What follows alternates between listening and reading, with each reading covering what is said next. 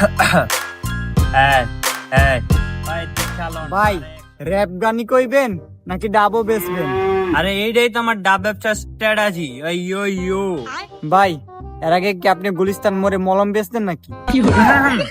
ও বেটা, তুই জানোস আগে আমি বড় একজন র্যাপার ছিলাম, এখন ওইটি ছাইরা দিছি তো লেগে ডাবু বেশি পার্ট টাইম আর কি। ভাই আপনি তো ডাব বেচেন, আপনার কি কোনো কাগজ টাগজ লাগে?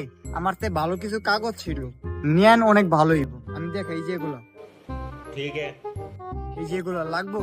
যতবার আমার কাছে কাগজ লয়ে কেউ আইছে ততবার আমি দিছি ফিরাইয়া। কেউ কি ডাবের লগে কাগজ দেয়? যদি এই জায়গার 1 মিনিট কাগজ দিলে কেউ কি ডাবের লগে বেটা কাগজ দেয়? ভাই নিবেন না ভালো কথা, তাই গালি দিতেছেন কেন? আসলে ভাই আপনি ঠিকই কইছেন, আপনারা গালি দেওয়াটা ঠিক হয় নাই। চাই হইছে ভাই, ভুললা যান ভাই, আমারে মাফ করে দেখ।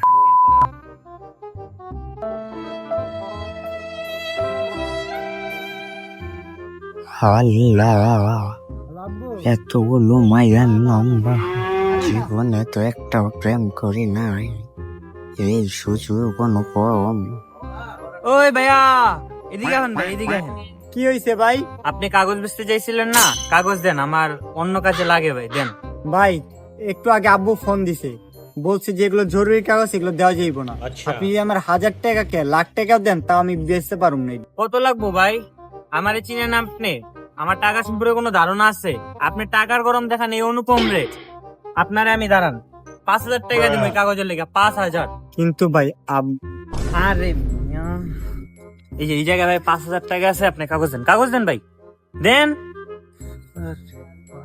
ভাই বিষয়টা কিন্তু আব্বুরে জানায়েন না, আমার অবস্থা কিন্তু খারাপ বানায় লইব।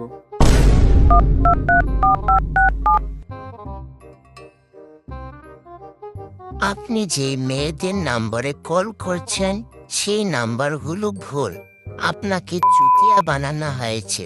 ধন্যবাদ।